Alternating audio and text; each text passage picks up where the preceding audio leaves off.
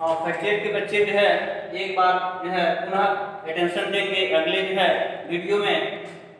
कि हम लोग प्रेजेंट कंटीन्यूअस टेंस को रीड कर रहे हैं एक्टिव वॉइस पैसिव वॉइस में, जिसमें इंट्रोगेटिव सेंटेंस को हम रीड कर रहे हैं क्योंकि अफर्मेटिव और नेगेटिव जो है इसका हो चुका है। और इस इंट्रोगेटिव में हम लोग देखे हैं रूल नंबर 1, और रूल नंबर 1 में यह देखा जाए कि जब सेंटेंस आपका एक्टिव वॉइस है और वह हेल्पिंग वर्ब से प्रारंभ हो रहा है तो उसका स्ट्रक्चर इसी तरह से बना रहेगा कि हेल्पिंग वर्ब के बाद में सब्जेक्ट होगा, सब्जेक्ट के बाद मेन वर्ब का फर्स्ट फॉर्म में आईएनजी जुड़ा रहेगा और फिर उसके बाद जो है शेष शब्द रहेंगे और ऑब्जेक्ट के बाद जो है सेंटेंस का समापन रहेगा या एंड रहेगा। तो उसमें बताया गया था कि जब इसका स्ट्रक्चर बनाते हैं तो जब एक्टिव वॉइस को यहाँ एक्टिव वॉइस का जो है बना हुआ स्ट्रक्चर है और फिर उसके बाद हमने देखा कि यहाँ पैसिव वॉइस का बना हुआ स्ट्रक्चर है। तो जब एक्टिव वॉइस को पैसिव वॉइस में डाइवर्ट करते हैं या चेंज करते हैं या कन्वर्ट करते हैं तो सबसे पहले आप हेल्पिंग वर्ब को यूज कर देते हैं। हेल्पिंग वर्ब जैसा होगा सब्जेक्ट जैसा होगा उसी के अकॉर्डिंग जो है हेल्पिंग वर्ब का यूज कर देते हैं, क्योंकि इसमें भी बताया गया कि हेल्पिंग वर्ब जो है आपका इज है, उसके बाद आपका आर है और आर के बाद है एम का यूज करते हैं। तो यहाँ हेल्पिंग वर्ब इज या एम का यूज कर देते हैं और उसके बाद है फिर हम सब्जेक्ट को कंपोज करते हैं और सब्जेक्ट को कंपोज करने के बाद फिर जो है इसमें एक और सहायक क्रिया बेइंग है तो बेइंग का यूज कर देते हैं और बेइंग का यूज करने के बाद है मेन वर्ब जो है उस मेन वर्ब का जो है हम हमेशा जो है थर्ड फॉर्म ही यूज करते हैं, क्योंकि पहले ही बताया गया है कि जब हम एक्टिव वॉइस को पैसिव वॉइस में जब हम डाइवर्ट करते हैं तो हमेशा जो है मेन वर्ब का थर्ड ही फॉर्म लिखते हैं। उसके बाद थर्ड फॉर्म लिखने के बाद है फिर शेष शब्दों को कंपोज करेंगे और शेष शब्दों को कंपोज करने के बाद है फिर बाई का यूज कर देंगे और बाई का यूज करने के बाद है अंत में जो है यहाँ जो सब्जेक्ट है वही ऑब्जेक्ट का काम करेगा।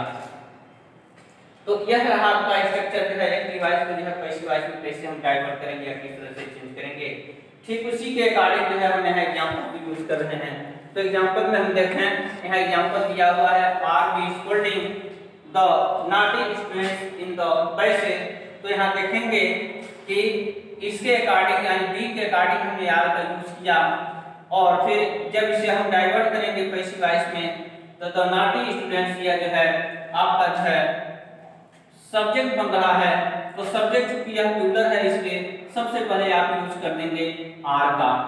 अब आर का यूज करने के बाद फिर आपका हो गया द नॉटी स्टूडेंट्स और नॉटी स्टूडेंट्स के बाद जो है बताया गया है जो यहाँ हेल्पिंग वर्ब बीइंग है आप फिर यहाँ बीइंग का यूज कर देंगे और बीइंग का यूज करने के बाद फिर जो है मेन वर्ब की तरफ पढ़ेंगे। यहाँ स्कोल्डिंग है तो मेन वर्ब के फर्स्ट फॉर्म में आईएनजी जुड़ा हुआ था, लेकिन जब इसे डाइवर्ट आपने किया तो स्कोल्डिंग में हम इसका केवल फर्स्ट फॉर्म राइट कर देंगे फिर थर्ड में इसे कन्वर्ट कर देंगे, यानी यहाँ स्कोल्डिंग है यहाँ हो जाएगा स्कोल्डेड और स्कोल्डेड के बाद है अब इसमें बचा हुआ जो शेष शब्द है इन द पैसे उसको आपने यहाँ इन द पैसे लिख दिया। उसके बाद इन द पैसे के बाद जो है अब बचा हुआ हिस्सा है बी जो एक्टिव वॉइस का सब्जेक्ट है। तो बी लिखने के पहले आपका प्रीपोजिशन शब्द हो जाएगा बाई और बाई लिखने के बाद है बी को चेंज कर देंगे आप अस में और अस में चेंज करने के बाद फिर आपका हो जाएगा यहाँ साइन ऑफ प्रीपोजिशन का जो है चिन्ह और उसके बाद फिर स्टॉप कर देंगे। तो इस तरह से रहा पहले वाले इंट्रोगेटिव सेंटेंस के रूल नंबर फर्स्ट में कि अगर एक्टिव वॉइस जो है हेल्पिंग वर्ब से प्रारंभ हो रहा है तो पैसिव वॉइस जब बनाएंगे तो हम किस तरह से डाइवर्ट करेंगे या किस तरह से चेंज करेंगे। तो आपने यहाँ देखा कि जब पैसिव वॉइस में से डाइवर्ट करेंगे तो सबसे पहले हेल्पिंग वर्ब हो जाएगा और हेल्पिंग वर्ब के बाद फिर जो है सब्जेक्ट का हम चुनाव या चूजिंग कर देंगे और सब्जेक्ट को लिखने के बाद जो है सीधे तौर पर जो है हम बीइंग का यूज कर देंगे और बीइंग का यूज करने के बाद फिर मेन वर्ब का थर्ड फॉर्म हो जाएगा। थर्ड फॉर्म के बाद आपने शेष शब्दों को यूज किया और शेष शब्दों को यूज करने के बाद जो है जब अंत में आप सब्जेक्ट को ऑब्जेक्ट में जो है कंपोज करेंगे यानी चेंज करेंगे उसके पहले हो जाएगा बाई और बाई के बाद जो है फिर आपका हो गया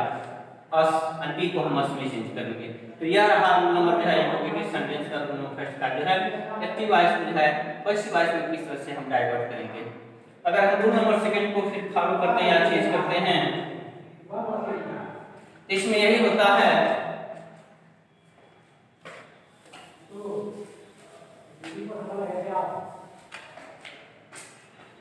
अगर इसका स्ट्रक्चर हम बनाते हैं तो स्ट्रक्चर में सबसे पहले हो जाता है इंट्रोगेटिव वर्ड हो जाता है,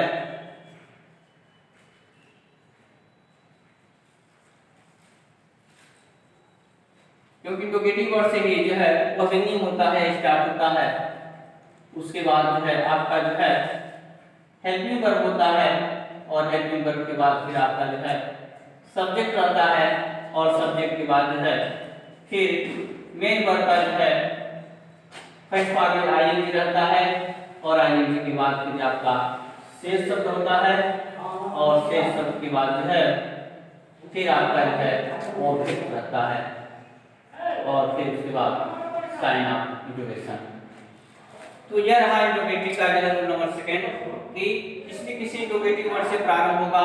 फिर उसमें हेल्पिंग वर्ब बना रहेगा, फिर सब्जेक्ट बना रहेगा, सब्जेक्ट के बाद जो मेन वर्ब होगा उसमें आईएनजी जुड़ा रहेगा, फिर शेष शब्दों का जो है समावेश होगा, और फिर ऑब्जेक्ट का जो है यूज रहेगा। लेकिन जब आप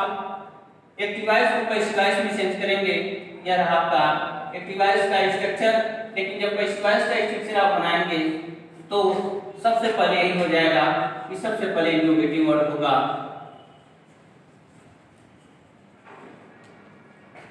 इंट्रोगेटिव वर्ड के बाद जो है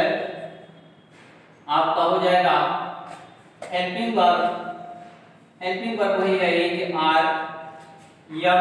उसके बाद फिर आपका हो जाएगा सब्जेक्ट, और सब्जेक्ट को कंपोज करने के बाद फिर आप लिखेंगे बीइंग, जो एक और हेल्पिंग वर्ब का जो है काम कर रहा है, इसका रूल है। और बीइंग लिखने के बाद आप मेन वर्ब की तरफ पढ़ेंगे तो आपने देखा कि एक्टिव वॉइस में मेन वर्ब के फर्स्ट पार्ट में आईएनजी जुड़ा हुआ था, लेकिन जब पैसिव वॉइस में से डाइवर्ट करेंगे तो यहाँ हो गया मेन वर्ब, और मेन वर्ब का हो जाएगा आपका थर्ड पार्ट, और थर्ड पार्ट लिखने के बाद जो है फिर आप शेष शब्द को यूज कर देंगे,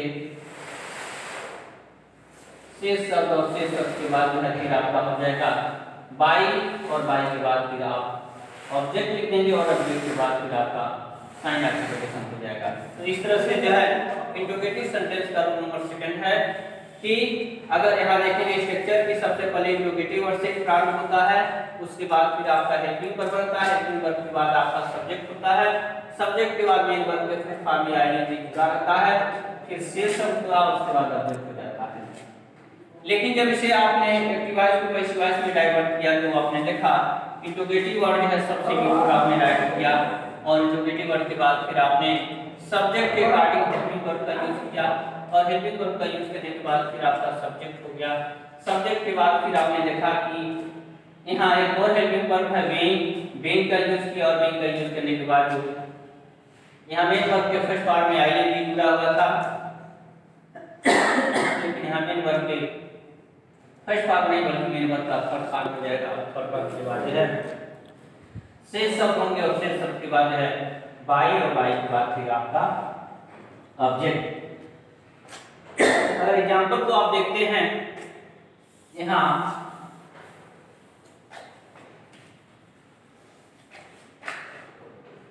एग्जांपल को आप सीख करेंगे ब्लैक बोर्ड पर।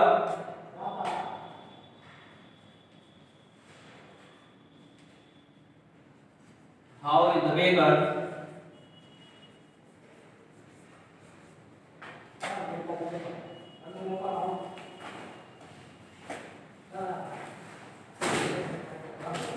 Sikkim,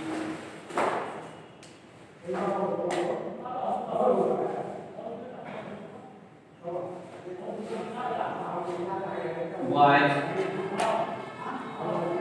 in the lane। तो जब इसका आप पैसिव वॉइस बनाएंगे तो सबसे पहले आपका हो जाएगा हाउ, और हाउ लिखने के बाद है अब देखेंगे यहाँ बन रहा सब्जेक्ट द बॉयज, तो द बॉयज के अकॉर्डिंग जो है आपका हो जाएगा यहाँ हेल्पिंग वर्ब आर, और आर के बाद हो जाएगा द बॉयज, और बॉयज के बाद आपका अब एक और जो है हेल्पिंग वर्ब यहाँ आ रहा है बीइंग, फिर आप यहाँ बीइंग का यूज कर देंगे, और बीइंग का यूज करने के बाद जो है सीधे तौर पर जो है फिर मेन वर्ब की तरफ बढ़ेंगे। यहाँ सीकिंग है तो ये मेन वर्ब के फर्स्ट फॉर्म में आई जी जुड़ा हुआ है, लेकिन इसका थर्ड फॉर्म हो जाएगा 60।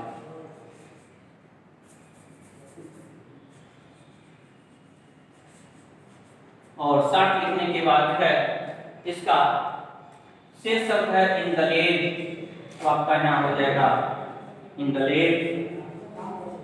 और इन द लेग के बाद जो है फिर आपका हो जाएगा बचा हुआ जो शब्द है वो है आपका है द बेगर। तो यह स्वाभाविक है कि पहले ही बताया गया है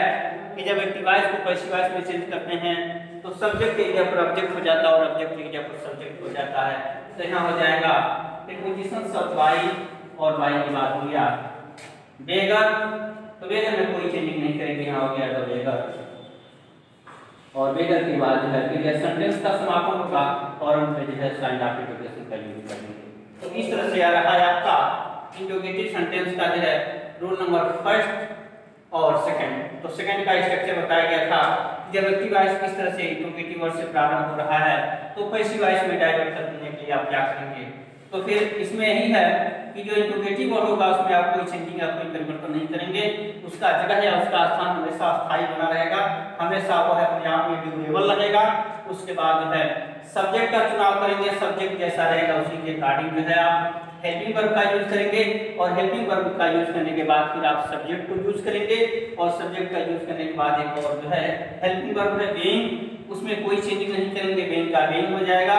फिर मेन वर्ब के फर्स्ट फॉर्म में आपने देखा कि आईएनजी जुड़ा हुआ था, लेकिन इसका हम थर्ड फॉर्म लिख देंगे तो सिकिंग का हो गया 60, यानी इसका मतलब होता है क्लास कर रहा। और उसके बाद आपका शेष सब था इन द लेन तो कंप्लीट ये आपने यहाँ देखा इन द लेन और उसके बाद लास्ट में बचा हुआ था आपका द बेगर। तो बेगर जो है लिखने के पहले हम बाई पोजीशन का यूज कर देंगे, उसके बाद लास्ट में जो है द बेगर लिखकर जो है सेंटेंस का जो है समापन कर देंगे। तो इस तरह से आपका रहा प्रेजेंट कंटीन्यूअस टेंस का जो है एक्टिव एक्सप्रेशन इंटरोगेटिव सेंटेंस का रूल नंबर फर्स्ट और रूल नंबर सेकंड। उसके बाद शेष जो है हम नेक्स्ट वाले वीडियो में रीड करेंगे।